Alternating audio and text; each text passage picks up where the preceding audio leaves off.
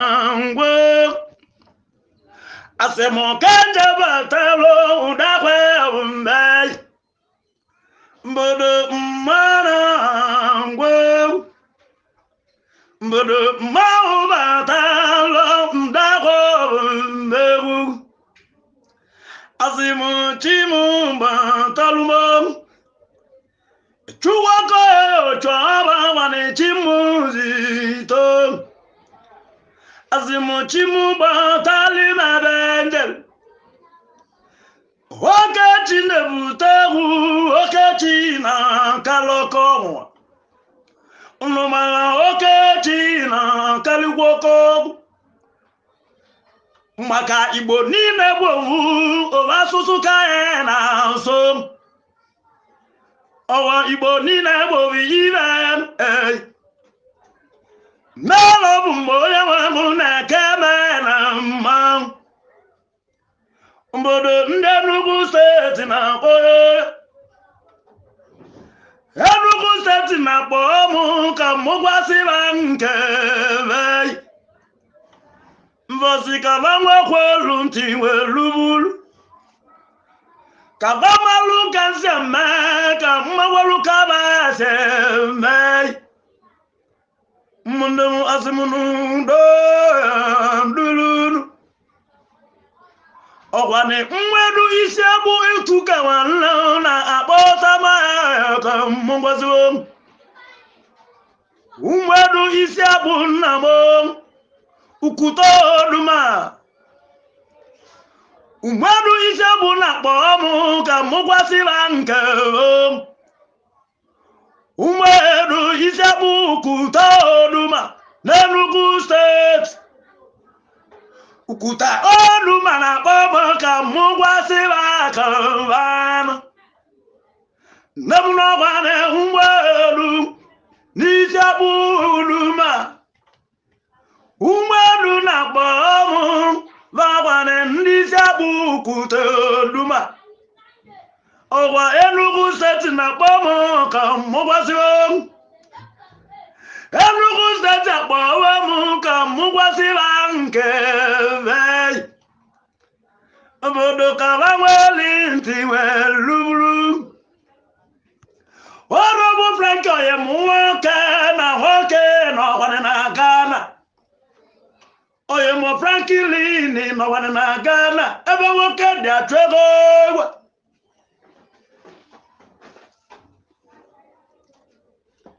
Ayimong hadwakam Maba Franklin ni wala twamaka Franklin ni twamaka okore obumbe gumubo Isina ikutodu mamboyo Isina izabu ukutodu maapamu Isina izabu ikutodu mamboyo Owangimu Enugu Owa Enugu State jale bamutaki na bamangi woke jale nabagana Oyemo owa ebi jala tuntego Egulumu na tuwaga maye bunyege igwe Owa nudini jiche toyayo Oyemo na chuku yelo tagi Ma onye baluga mamu Egulumu na tuwaga maye lote boyaw Ndogu na chuku yelo tamunamu Maka ukutodu mana bamu Franklin Twamaka Korea wanu n'Enugu Osemoka nyame lota niya Isika ina lota papago Magana papa gimbesili ika mbasika Isina papa gimbelovma Maka onye zuzamu oliulu Oyimuna papa gazu government Isabu kutudu mawala ka Frankie Sivyo Osemumulo tanya mutala Osemumulo tanya mụtara na papi ya mesiri ike obodo osimụlọ ọtọ ya mụtara oyi mụ Frankie nwanne ekpere n'ibelelego mbodo na papa ji ebelu ga-ebelu ọnụmara papa Frankie nwanne n'Enugu steeti nwanlebo ụnụ amagide nwoke mere ka lụzie ọkọ papa Frankie bịara rụọ ọrụ ugbo ọlụlụ ọrụ ugbo ma lụtego igwe ọkọlọ ọrụ kọtọ nri ya o jikwa zụta mmazi ya ewu mmazi ya bụ asịzịa n'ụlọ oyimu tupu oge ọbụla ya nwụrụ anwụ ụnụ amagide nwoke na-eme ewu papa Franklin Chuamaka Okorie nwanne Enugu Chuamaka Okorie nwanne Enugu steeti mụtara nlabo ọgwa nwabeze nwanne nwabeze Okorie esi na papa gị gara ebe abụrụ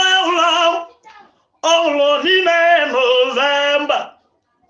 na 24 Novemba nwanne na 2027 esi na papa gị bịara ebe ọhụrụ n'ime Novemba ọgwa 2027 nwanne ka papa gị bịara nwụrụ ịbazize ka ime ọzọ nwanne ka ime n'ụlọtio maka na papa gị gbasiri ike mgbasike ibe mara eme ikuku ka mụ bịawa Franklin Chuamaka Okorie ọ dịwa ka o si adị ìyàwó tá mara mma onye mụ onwere ibe ndị na-eme na be Franklin nwanne gbọrọmọsama nzo o si na nna papi ya gbara nta o si na nta kaba na mgba ọ gwara nna papi ọ bụrụ na melụ na ibe ebe o si na nna papi ya bịara gbanta nkele aka ogulu na vaneji dagwu n'aka o ji dagwu na sam obulu bata n'ime obodo gosie mgbe obodo o sịra na nye egwu agwụ ọnwụrụ agwụ dị ndụ bata ọ gwara nna Franklin Chuamaka Okorie nwanne n'Enugu steeti ma Franklin nwanne na nwoke jelizebilikana odogwu ọkwa ebe ịdị atọ nka gị ị na-atọ agbara igbudu ibe mara mme ikugude oyimo nna mgba Franklin nwanne osikanyalụdị papio maka papi ya emekari ya ọwalazigbo n'usoro nwanne ewu na ibe ko eji mbo na ibe oko eji mee Franklin nwanne osikanyalụdị papio mbodo na papi ya emekari ya na-egwu egwu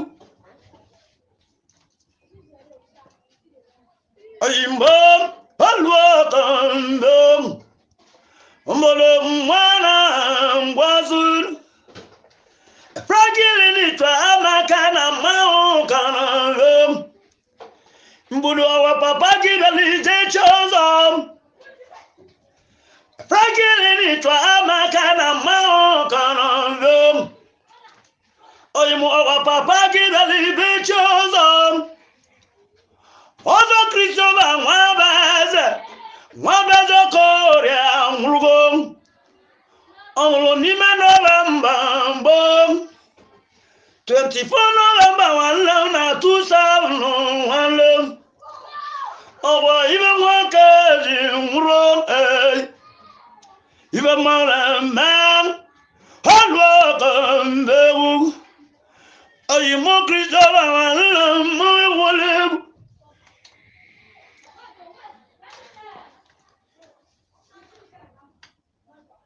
oyimo ọlụ ọkọ na ngwa maka igbo niile bụ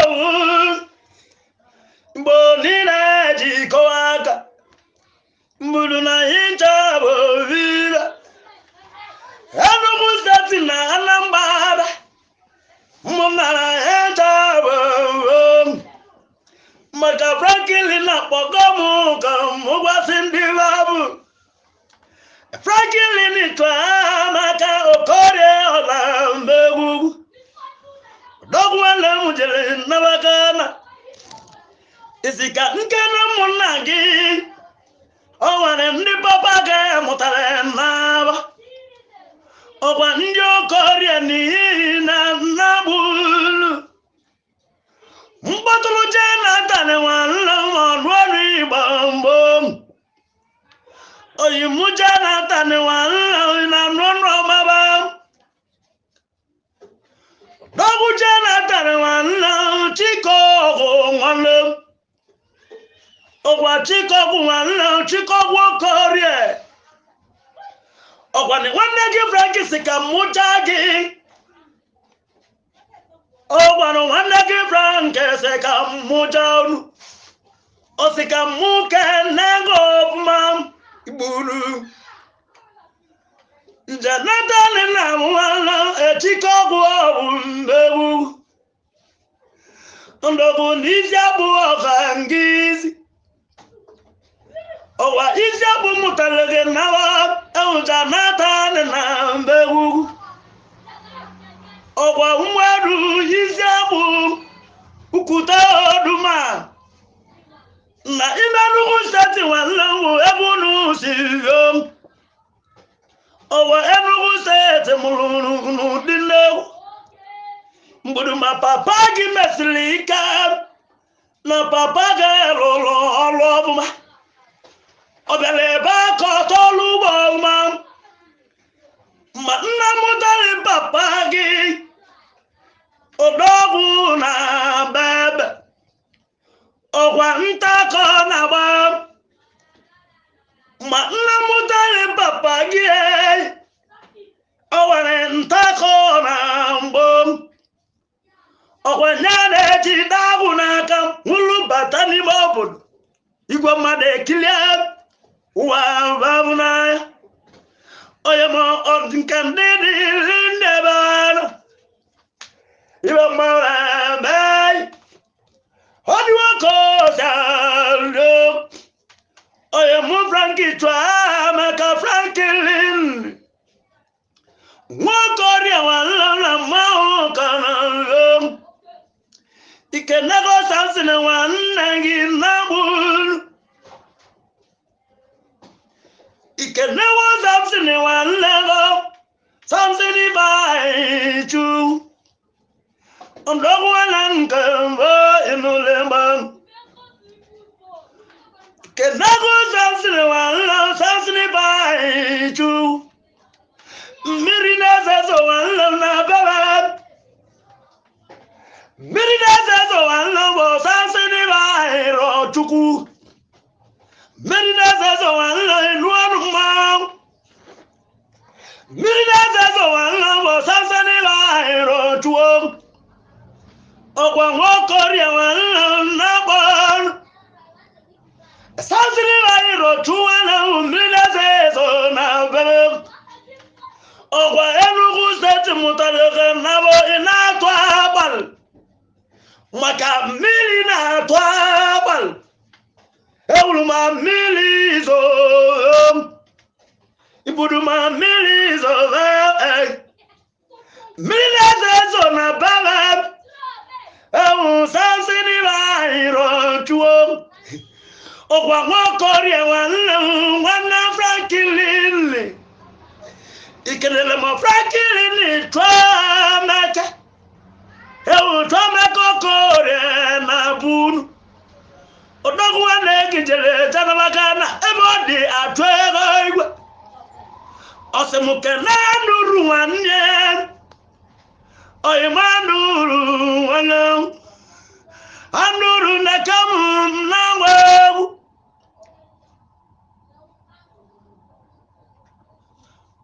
oyima nụrụ nwanne anụrụ nwanne nke mbewu anụrụ chukwu adụna m ọkọrịa ibe mara ma igbodo ka mụ gwasunu obodo unu ananụ oyima nụrụ nwanne anụrụ chukwu adụna m ọbụ mbewu ọgwa nga nụrụ chukwu adụna Chukwu nụrụ anụ ewu okoria bịara mụbamụ ọgwa n'Enugu steeti nwanne Chukwu na mụ igbudu ibe mụra ma ikuku ute ọgwa ndị Enugu steeti na-agba mụ ka mụ gwa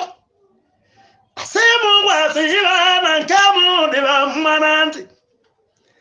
Frank na-akpọ m egwu gburu oyima nụrụ Chukwu na mụ okoria bụ mbeyi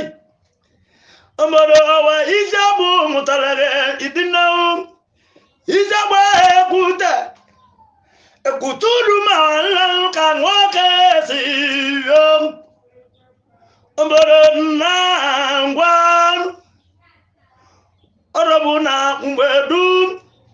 mmadụ Ijebu kuteduma nla n'Enugu steeti Florence Lekeme oyemo Florence wanam Florence uchame nuwanu mo iburu Florence uchame nuwanu obale egu gandi tom Florence uchame nuwanu papa ki balonta amana Florence kichwa make ewu ndị Enugu steeti balọma obodo nwanne gijere nabakana ebe ọ dị atụ ego egwe agwara m Florence ụtụ amaka ewu na tụọ bịa ma ya ngoziwo ndọgụ Prosper nwanne inuọrụ mmanwụ iwe mara ma ikuku ute obodo nna mkpọrụ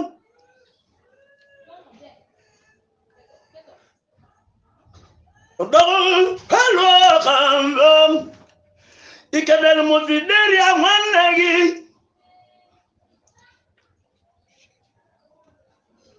oyi mo videria nwanne uchabuchi na mbom videria uchabuchi okoria odogu ibe mona ma ọwara namako ebere mmụmmazi ọwa mụnne Frank nwanne na-akpọ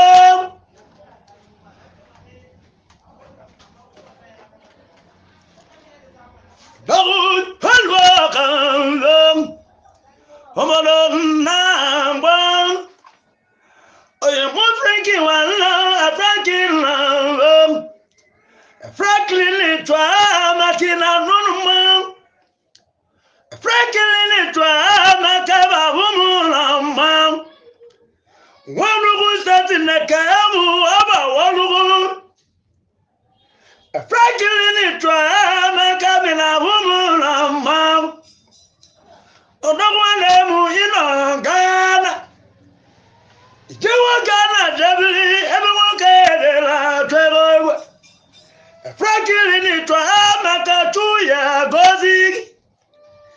asemutuwa jama gozi egi ime wallata papangom ndogu maka papa gi mesilika ndogu maina twabal dika sosiaso angan dika sosiaso angani magana dika sosiaso walem nagana dika sosiaso walem dika sosiaso sango dike sosia so wanlam na Ghana dike sosia so wanlam o wane frani ki twamaka o wa frani ki twamaka na nurmu ibulu oyimbon harwa kan Owolo asimuka mukalan Franklin twama kana mwa kana ngogo Franklin twama kana wulu Wakore na mwala na uduma na babies Isina umwedu ambai Isi mwedu anga owa ijabu mrugenawa Isabe kuta wanam no duma Ndenugu stete ko higon Euna enugu baloma Franklin ni twama kana Ghana Dikasa so saga Owane dikasa so wanam Dikasa so wanam na Ghana Dikasa so wanam Oh, Franklin America. Because of so one na Ghana.